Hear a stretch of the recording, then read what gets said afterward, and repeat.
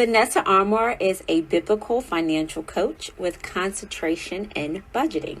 She has successfully utilized her innate ability to simplify finance and budgeting concepts for over 20 years in the corporate space. And over the last 3 years, she's been serving in her church's financial ministry, facilitating classes and providing one-on-one coaching. Vanessa is driven by the following mission: helping others find financial freedom through freedom in Christ.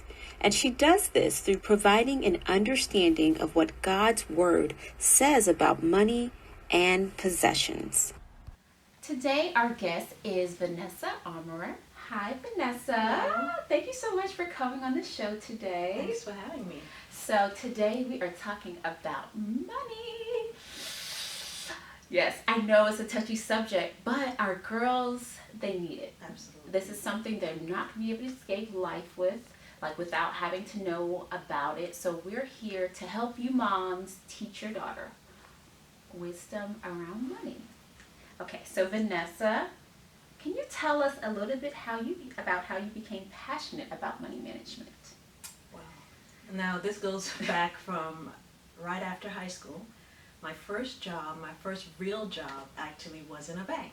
And I was a part-time teller, but I also had the great opportunity of being the person that was assigned to reconcile the books for the seniors that came to the bank. So at that time, a lot was revealed about how much it took to really reconcile your money and know where every dollar or cent went. So that, I believe, really started my journey of wanting to help people understand where is your money going and how can you better coordinate your activities around that. Wow, what are some of the things that you noticed in that time when you were reconciling accounts? Was there a trend that you noticed even back then? Not that that was that long ago, but... Yeah. I think the biggest thing is that people spend money, but they really don't plan for it. So when they have to go back and remember what they did, it was very difficult to know where that money went. So really not having a plan or a budget was one of the biggest things that I felt was a hindrance for them being able to know where that money went. So that was what you observed Yes. as a teen, Yes. when you were a teen girl yourself. And now, a few years after that, Yes. has that trend changed at all with the people you No, it has counsel? not changed So- at all. So human nature is human nature. So this Absolutely. is why it's so important. This is why we want to help you moms to have the language and the tools and real life examples on how to talk to your daughter about it, because Absolutely. it's not changed in these years since you Yes. were working in the bank. So I think it's important to know that I want parents to know not to feel overwhelmed or disheartened that maybe even they haven't gotten it right yet, that you can do this and that it's more the norm to not know where your money has gone. Right. But once you acknowledge it and we put some tools in place, we can change that. Absolutely. So are there things that a parent can do during early childhood to help shape their child's money mindset? Absolutely. Like one of the things that you mentioned a little while ago, and I want to stress that, is we don't always know, so it's okay to start from not knowing and develop that. So there's a lot of talk and things online today about financial literacy, and I think even from a parent's perspective, even if you don't know, it's always good to start doing some research for yourself. So some of the things that I would recommend would be first educating yourself. The second thing is really maybe make like a scavenger hunt or something like that with your child as it pertains to what does the Bible say about money. Because the earlier we introduce our children to that, the more solidified it becomes. And one phrase that sticks with me is more is caught than taught. So if you begin practicing it yourself and then including your child in those activities, whether it's, hey, we're going to do the budget this month, let's sit down and figure out what we're going to plan for groceries and what we're going to plan for extracurricular activities, and make it something that your child is engaged in, I think you have a better chance of them wanting to adopt that as they move into their adult life. So that's really good. That's key. You just touched on that. You said include them in the budgeting. Why do you... There seems to be like a stigma in revealing to your child how much money you have or what that budget looks like.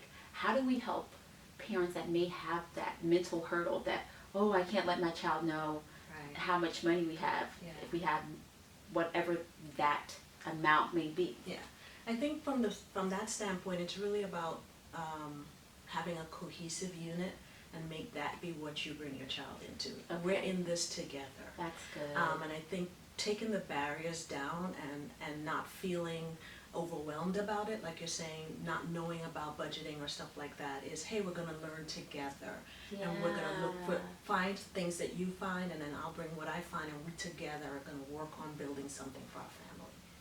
That is so good, because I'm thinking, my mom, she never talked to me about budgeting. I never had any idea about our family's financials. Like, it was something completely removed from me. So I don't know. I want to encourage parents to take that. If you were raised the same way, maybe you weren't, but there may be some people who were. Well, like when you were growing up, did your mom talk to you about her budgeting? Things like that? She never sat us down, but we had full visibility about how much we were going to the grocery store with and what we had the ability to spend or not spend. That is good. It really wasn't as structured as today is, but you kind of knew where everything was.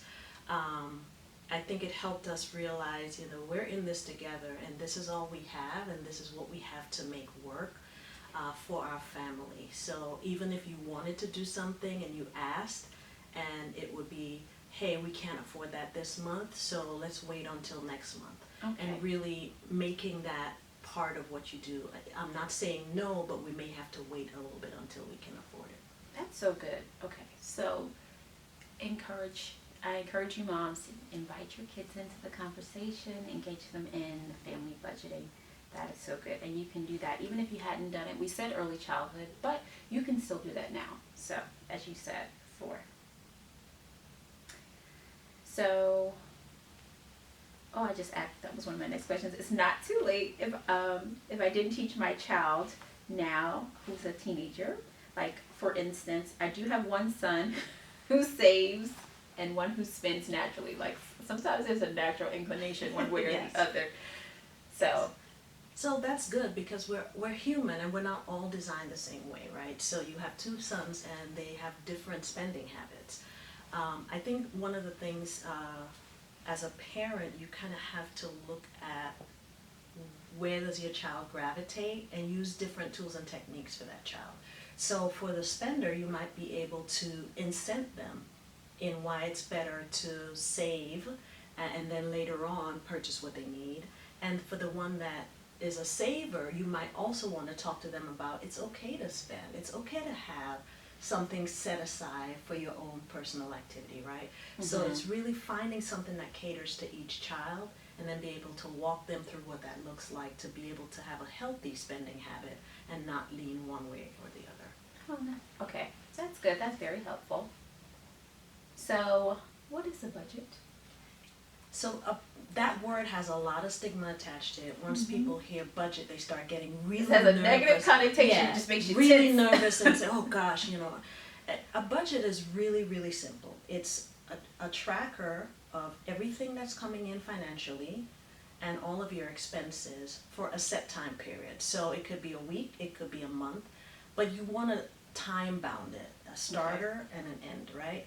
So it really is about, hey, if I have, even if you're a child, if I have birthday money or allowance money or whatever coming in, that's all of your income. And then what do I have planned for the next week or month or whatever that time bound period is?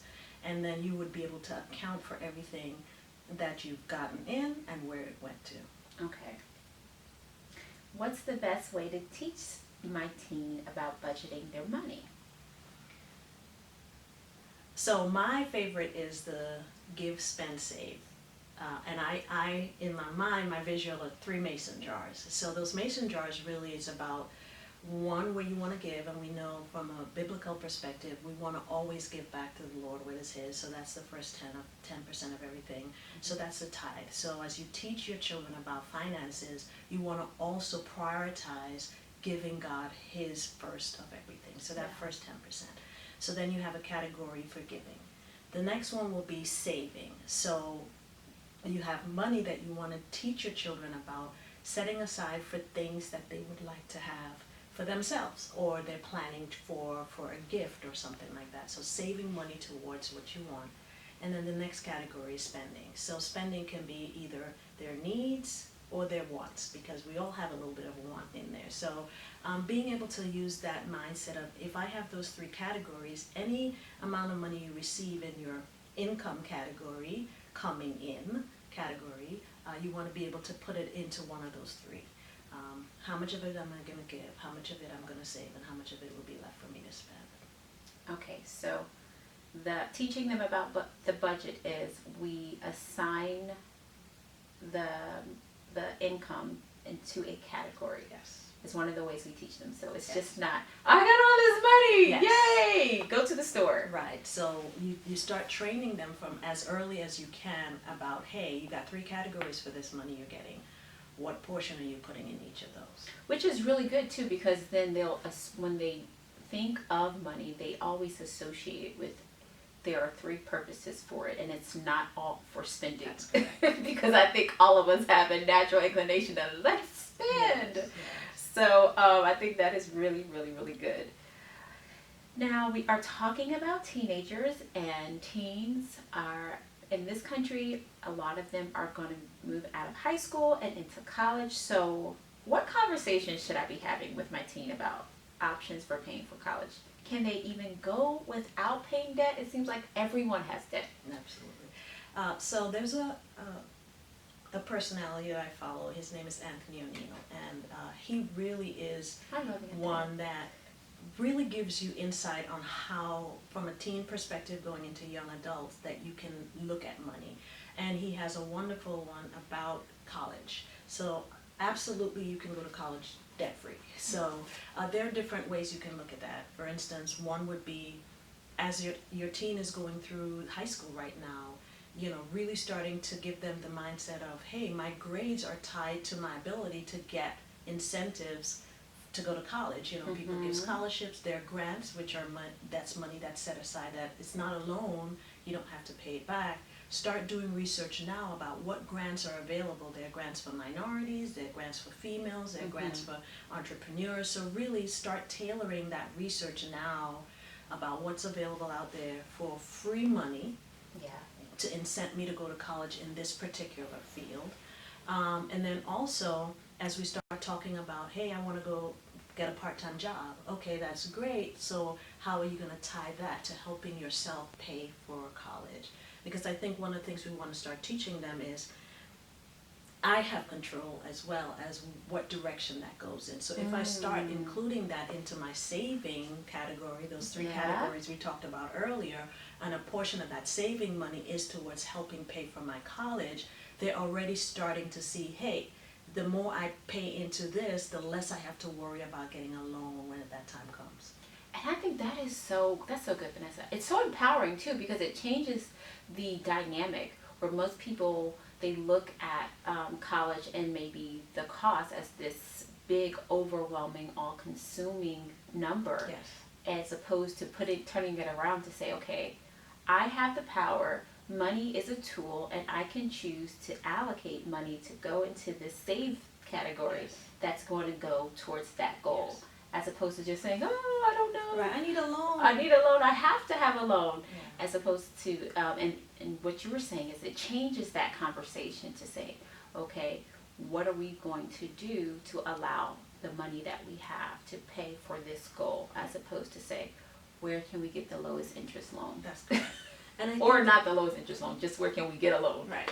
I think the biggest thing it boils down to is education. It has to go back to educating yourself about what are the financial options that are available today. And it's never too early for your child in high school to start looking at, okay, I know that I have a desire to go to college. If that's the case, let's start looking for what that would look like for the lowest cost option available for our family. Yes, education always gives you options. We feel overwhelmed when a subject is, we're not familiar with it, but the more education we get around that subject, it takes that mystery out of it, and then you feel empowerment as opposed to just dread.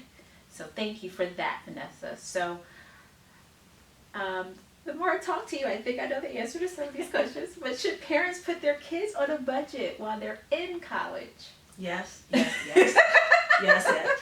Yes. Yes, because I think what we want to do is we want to prepare them as much as possible to be uh, responsible adults when once that end of college happens, right? So putting them on a budget while in college helps them to realize, listen, I have to work within the parameters that I have. It's not a free for all. My mom and dad aren't paying for me to go through this as a free ride. There are things that I have to be responsible over. I have to be responsible over my spending. I have to be responsible over, how much I spend on clothes and all the other things that are discretionary that can help keep me within the parameters. So when I come out of this, I don't have any debt at all. So it's really a good tool in putting boundaries around what is available to them while they're in there. And they learn to better manage that as a process while in college. That is so good, and it helps them have that buffer to practice adulting while still being able to rely on their parents. So I think it's really, I would encourage that as well, to give your children a budget while they're in school. That helps them get the practice in place, so once they're in the adult world, they're that much more successful in their finances, and they're that much more experienced, because nothing teaches you like life experience. So that is so good. So let's ask this question. How does working while in school prepare high school and college students for the real world? I think it ties into one of the comments I made earlier. It really helps solidify their independence, one, but also it gives them a sense of responsibility, because I think we live in a society now where it's really entitlement that drives a lot of what's happening. I deserve a new phone. Well, the new sneakers coming out, so I deserve that. But really realizing that, what have you done to earn that? And really showing them that I can be responsible over the money that I have. It helps them start to, in their mind, formulate their spending habits. And then, like we talked about before, that give, spend, save. As they work, they start allocating in those buckets to help them drive how they become an adult that knows responsibility when it comes to managing money.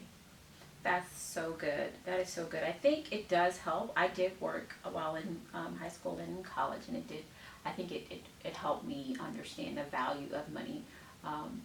It's spent a little different than my mom's money, which it just seemed like there was no end. My money, I was way more cautious with what it was spent on. So I do encourage parents that it doesn't mean that it has to be, they're obviously not going to be working 40 hours a week in high school, but you still want to be able to instill that sense of responsibility and contributing to society in a way, and then earning your own money. I think only great things come from that. I think one thing that I'd say on that as well is that you see a lot of people, the kids work while they're in high school and college, but whatever money they get, they just spend on whatever they feel like, and they don't have that allocation in place. So it's not a matter of whatever I work is mine to spend. It's really that discipline of, okay, I work for it.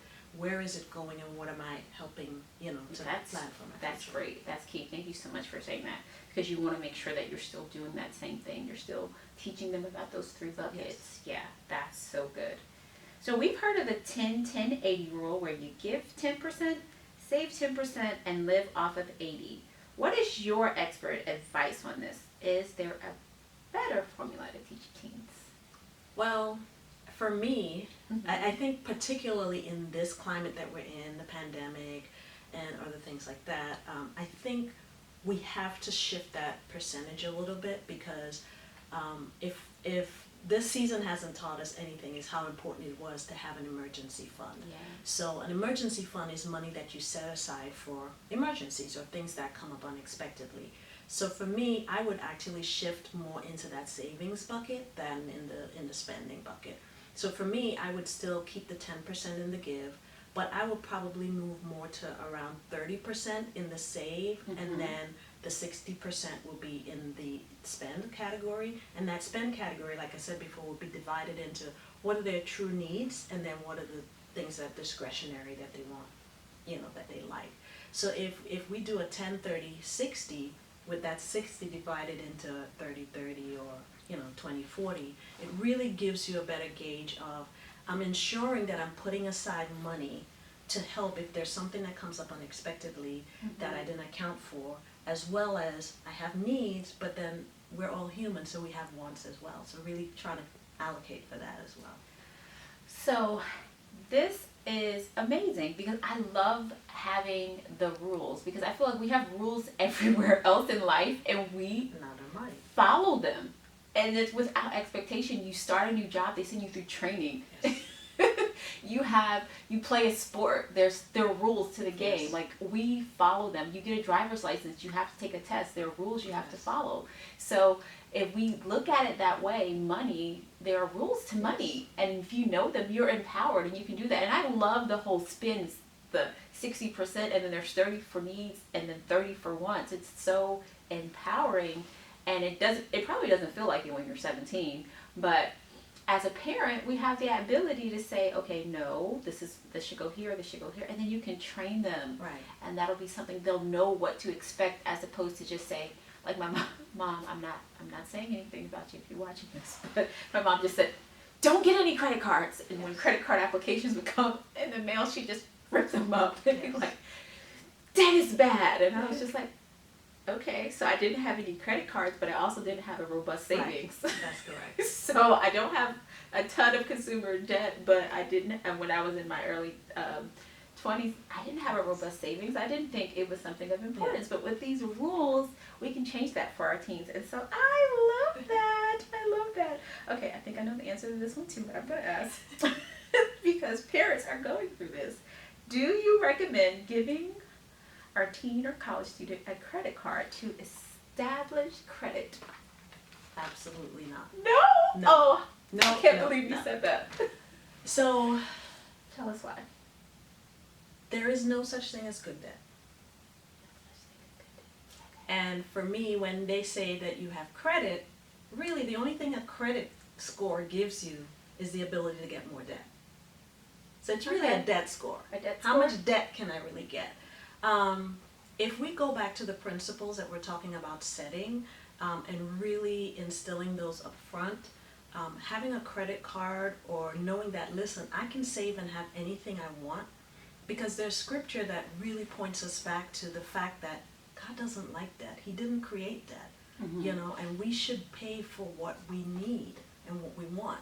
And there's a scripture that says, just as the rich rule over the poor, so the borrower is servant to the lender. Yeah. And God didn't create us to be servants of man or lenders. Right. He wants us to be empowered to be able to say, you know what, I've done the work, I've saved for this, and I can have anything I want if I have the money saved to do it. So really planning for what we want versus just living in a microwave world where I want it now, I get it now, so I swipe a credit card to get it. It's really, you know what, I can wait on that. I can set aside $10 out of my account every month, and when I get enough money, I can purchase it outright without having credit. So why do you think that we think that our kids need to establish, like, why do we think that? Like, what is the psychology behind that? Why do we think, because I know a lot of parents think that, well, they have to establish their credit because then how are they going to live life as an adult? Why do we think they need to do that anyway? Because society teaches us that. It Okay. really is about the culture and the climate that we live in. Right. We're built on credit, right? We're built on, hey, you need a credit card in order to rent a car. That's not true. So it's really about, you can have an a card tied to your account in the bank where you have money that you can use as a credit card, but it's not credit because your money is in there as Okay. security. So it's really going back to, what are we teaching our kids and what is society teaching our kids? Okay. Because the culture is what's shaping the mind of why I need to get a higher credit score or why I need to have 5 credit cards to establish myself. God is the only thing that should be establishing us, and He is our provider. That's good. And as soon as we come to that realization, we need to impart that in our kids. And again, it's about, if I'm doing it, my child's going to look at what I'm doing. So if I educate myself around finances and I start doing the work to get out of debt, then they can see that you're trying to separate yourself from that mindset. They're going to also attach to that thinking. Yeah, so I wanted to ask that question because I know there are going to be parents who they believe their parents have taught them, they've always had credit cards, they have multiples, they treasure their 850 credit score, and I don't want to downplay that or dismiss that, but I really wanted to challenge the thought process of why do I think I need it? Right. And so even for you, Mom, I just want you to think, why do I think they need it? And then what you're teaching, and if the culture that has taught you that is in alignment with what God's word says, and are you living your life in a way that God tells us to live with our money? Right. That's all. That's all that that question is for. And I'm not telling everyone they have to go and cut up their credit cards, but this is a great conversation to have us to begin to challenge our money mindsets and really take a deeper look at it, go a little bit deeper, and then base everything on the Word of God, right? Right.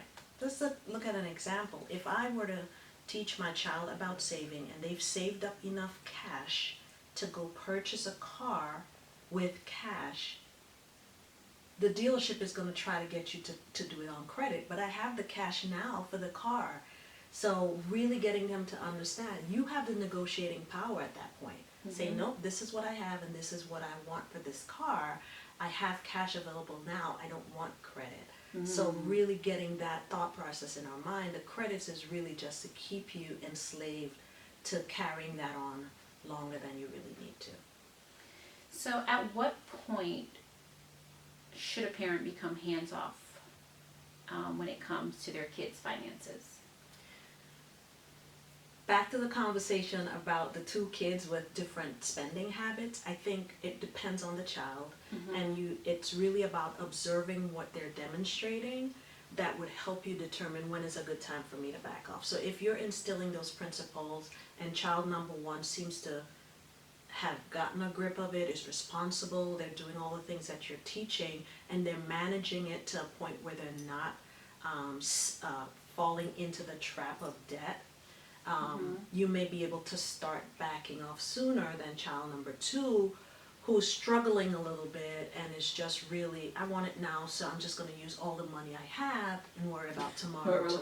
Right. Later. So I think I think we live in a world now where we want everything now, and there's no thought about delayed gratification where I can wait and have it when I have all the money available to do that.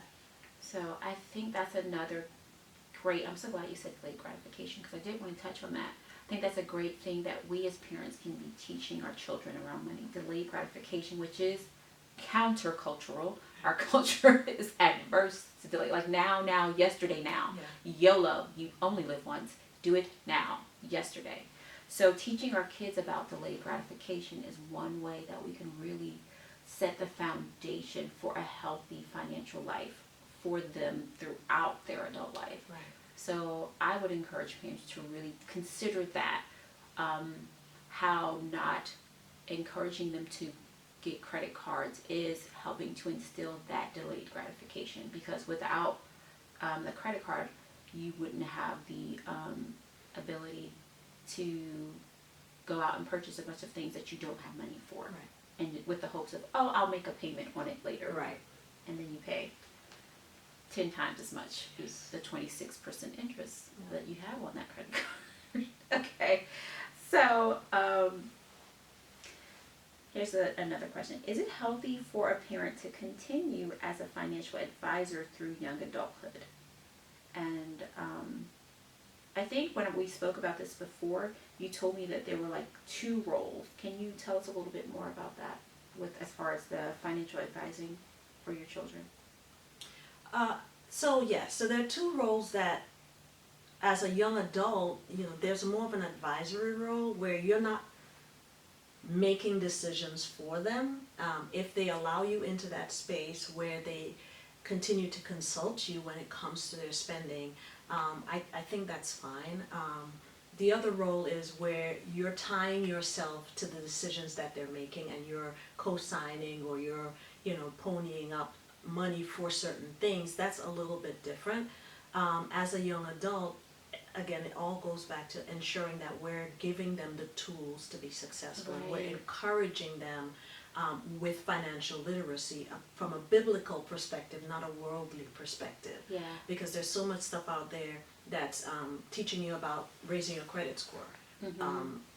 I always tell my clients there's no credit score in the kingdom of heaven. So it really boils down to what am I doing with the resources that God has instilled to me, and am I being a good steward over it? And then if they consult with you about it, really navigating them back to what the Word of God says. That was good. So you said before, I want to go back a little bit. You said that the two kids, so you have one kid that is a natural saver, and you said that you may want to be a little hands-off with him a little sooner, and you have one who's just like a spender. Before you mentioned that when they're still in your home, you may take on the down with them. Yes. And helping them walk through the process, and then as they get those foundational ones, then your role shifts into advisory.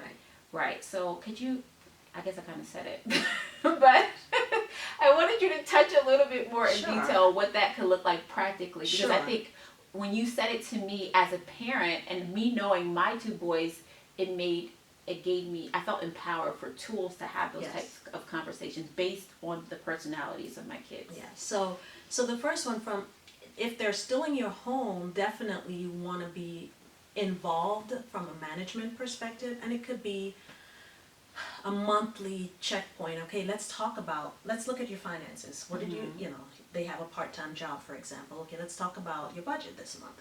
Okay, how much did you get? Okay, after they took out taxes, how much is remaining? And then you look at, okay, so tell me how you see yourself spending this in the next 2 weeks before you get paid again. And really have them do the work, and then you can say, okay, well, I think we might be able to do something this way, and give them some suggestions, and really have a regular cadence with that child about, you're going to come and show me where this money is going. And because they're still under your roof, and you want to be able to manage how they're allocating those resources. Versus if they become a young adult, moved out, they're in college, stuff like that, you may not have that direct involvement with a college student to say, okay, come sit down with me and show me a budget, but you may be able to still have an advisory role as they build their budget. You can give more suggestions of what they should be doing at that point. So I love that. So this is like, okay, so when they're in the house, you have those 3 jars, and you've explained to them about the 3 jars when they were 8, 9, and 10, and now they're 16, and they have a job, and they're at Chick-fil-A, and they're working.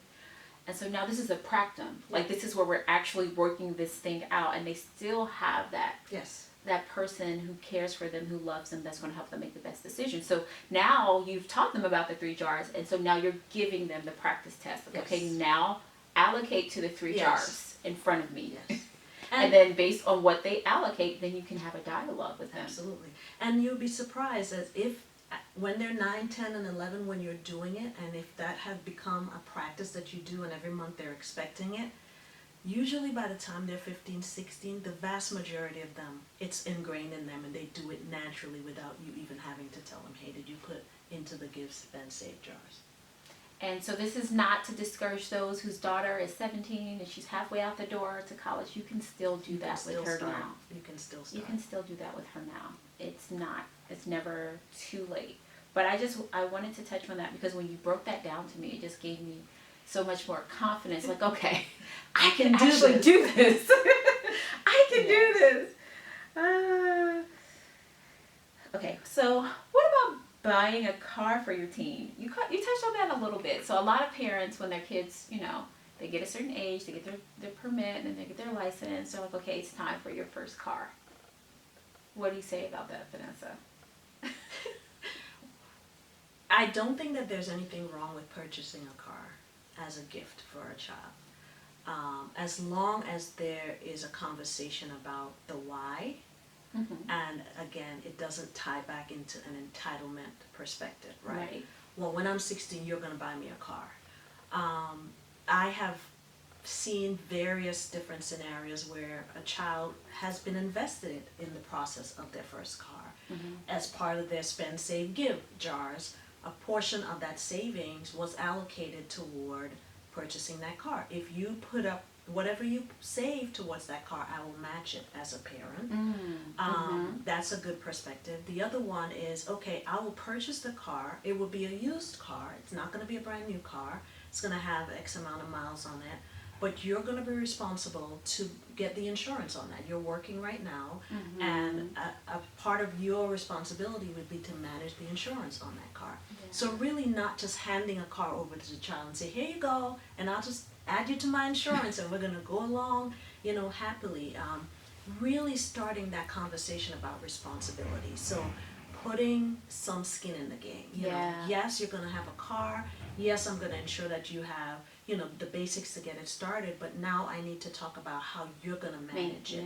Because what happens is when they're invested in it, be honest, they take better care of it. Yeah. If I worked hard and my hard-earned money is in this, I'll probably do better at keeping it clean or things like that because they're invested in it. Yeah, And we've seen that as real-life examples. So, like I said, I don't think that there's anything wrong in it. I just think that there should be conversations around, this isn't just a freebie. You now have to be responsible for what comes after it. I think that's so good. So there's a theme here, guys. It's all going back to responsibility. Yes. Responsibility, responsibility, responsibility. And so you want to help instill that everywhere you can. And that's going to be one of the foundations to setting them up for success. So what about teaching our kids about budgeting even when they aren't working? Do you recommend giving allowances? What are your thoughts on this? So, I personally averse when it comes to the word allowance. I don't care for the word allowance? No. Okay. But I do think it's good to incent the child's behavior around certain things. For example, even if they're not working, they can still have a budget because they get money from birthdays and gifts from grandma and uncles, and they may have an allowance or money that they get from doing chores or different special projects around the home. That's income. And then they're still going to want to buy their little brother a gift for his birthday or buy grandma, the earrings she wanted for Christmas. So they still can have that discipline about budgeting even when they don't have a job. So as it pertains to allowances, looking at it from the standpoint of if they do things around the house that's above and beyond their everyday need for existence, and you choose to incent that, that's fine. That's commission-based work, really.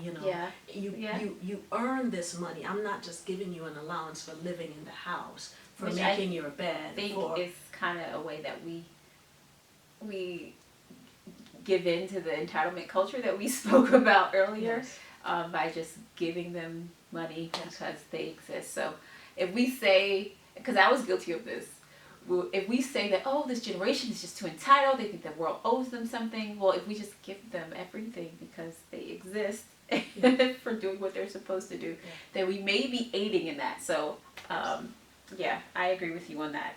You can continue. I'm sorry, I just wanted to I was comment just on using the example of, some parents give you allowance if you complete your chores. Well, the chores are basically your payment for living here free, so you made your bed, you took out the trash. Do you pay them for that?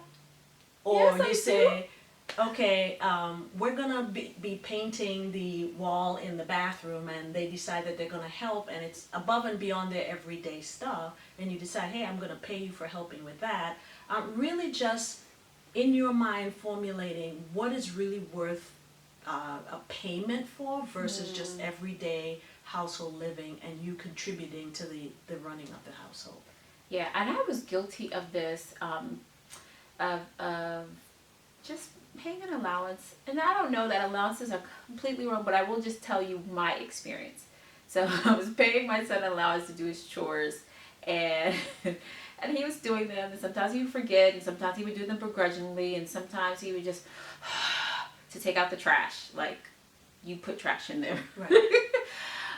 But one day he wanted to purchase something, and he was like, Mom, can I have XYZ dollars to buy something? And I'm like, why do you need this money? He said, well, I want to buy this. I said, well, don't you have your allowance? He's like, yeah, but I need more money. I said, well, what can you do to earn this money? Mm-hmm. He was like, I don't know. I said, well, I need to have my trunk cleaned out. If you clean out my trunk, I will pay you X amount of dollars. And so he was like, okay. And so then he did that, and then he thought, what else can I do to earn money? Yes. And I'm just thinking, he had just the best attitude. He was all like just excited to go and earn more money. And I'm thinking, when I ask you to take out the trash, sometimes I have to tell you, and you have an attitude. But now that I'm making it that you're like, oh, I can do this, and this is a job. And now now it was like a spark went off in his head as well. He was like, well, let me ask so-and-so if I can clean out their trunk, and let me see if she needs help in the garage. And I was just thinking to myself, I've been paying him to take out the trash. Yes. And I had to remind him to do it. Right. And now he's got this whole new outlook. So I'm not telling you that you can't give your kids allowance, but I'm just telling you what my experience was. I had a very different result when I incentivized something for him to do, to earn this money. So just to your point, Vanessa, I have seen where it definitely pays. So let me see. One more question. Should teens have emergency funds? So my thought on that is, if they're living in your household and they're part of what's happening in the home, they're still a teen, I don't necessarily think they should have one. I believe that should fall under the category of what's an emergency fund for the household. Yeah. And not necessarily they have to establish one for themselves. Usually that's when they're on their own, outside of the home, and really starting to become an adult and responsible for themselves. So you can have a conversation with your child about what an emergency fund is, but that's something that adults do for their household. Right. Okay, that's good. So we touched a little bit about college, but there is something else about, there's this trend when our kids have this dream school that they want to go to, and sometimes it could be a private school, sometimes it could be an out-of-state school, which happen to be 3 times as the price of in-state schools. What do I do if my child is saying, Mom, I have to go to Auburn? I just always saw myself at Auburn, but Auburn is 3 times the price of Georgia State. Should I put a budget on my child for college?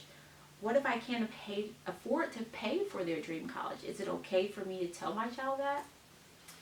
So, when we talked earlier about research, I think it really starts with that. It really starts with, okay, you want to go to Auburn? That sounds great. Let's do some research together. Okay. You go do your research, come back, I'll do my research and come back, and we'll sit down as a family and talk about what options are available for you to go to Auburn. And I think it's okay, back to being transparent and really working as a cohesive family unit, to say, hey, we can't afford ourselves to pay what it takes to go to Auburn. But we can look at what other options are available, right? So we talked about Anthony ONeal earlier, and he gave some great options. There are great tools online that you can find about college. It gives you all the breakdown for in-state, out-of-state, and private school, how much it's going to cost for room and board, how much it's going to cost for tuition, how much it's going to cost books, etc. And do the analysis, do the work, and then say, okay, let's start now talking about what are some of the things you could do in high school to start to make that feasible. You can start writing essays to get grant money, and those things that we talked about before as far as doing the research that can help make it a little bit more feasible for them to go. But I think it's absolutely okay to have the conversation about, hey, as a family, we do not have the money available right now to blanketly send you to Auburn, but we would be more than happy to sit down and look at what options are available and help them understand. And again, it's all tied into research, responsibility, and education. So there's the theme again, research, responsibility, and education, because once again, that education piece is going to make you empowered. It's going to help you give your child those choices of what they can do to reach their goal, as opposed to just coming from a scared and limited perspective of, oh, we can't do that. And especially for parents who have multiple children who will be in college around the same time, it may be something that you want to engage your kids with in middle school. You want to start talking to them about, if you know that's where they're headed, you can start talking about that as a family and really looking at the real numbers. Instead of just sticking our head in the ground and saying, oh, well, we have a college savings plan. Hopefully it's enough. Right. Hopefully we'll have enough by the time the little Billy or little Susie gets to college. So I think that's really empowering, Vanessa. Thank you so much. So the last question is, what can we do to help our teen escape the slavery of debt? And I think you just summed it up. Education, responsibility, and oh wait, you said something else. What did you say? Research. And research. But what else would you say? What can we do to help our teens escape the slavery of debt? I think we have to ourselves take ownership and responsibility of where we are in our debt journey. So it's really me doing the research, and if I'm going to have my child understand the slavery of debt, I also have to buy into the fact that there is slavery in debt. And in order for me to help them, I have to also help myself become free in that. So I think it's a family journey together. We're all going to look at this as a family, and we want to come out of debt as a family. So really starting to walk that out yourself, start looking at your own finances, start figuring out where you can actually become healthier in that. Doing the research with your child to say, okay, let's make this fun. You know, if you come up with something, you bring it to me, and I'll bring you what I have. That's and good. Make it interactive enough where they want to share. Oh, Mom, look at this article that I just found about college and how I can, go to college free. And they bring it to you, and you sit down as a family and talk about it. So really going back to the fundamentals about making it a cohesive decision as a family, that we want to be free and we want to live the best life that God has, and debt is not part of that. So, Yeah, that is true. Thank you so much, Vanessa. thank you for having me. This was great. This was great. So, Mom, you don't have to feel overwhelmed. You can just educate yourself, have those conversations with your daughter, and put a plan out for your daughter's financial success. And even you could do some research for yourself. Vanessa, you mentioned a couple of resources. Do you have the name of the resource with Anthony ONeal or some of the other things you mentioned? Yes, they can go to anthonyoneal.com. They're on YouTube as well as his website. He has all the resources out there. Some of them are free and downloadable. You can actually start doing that. There are free resources on daveramsey.com where you can get budget templates. You can have information on how to save for college expenses. And there's a slew of other information out there available just around financial literacy.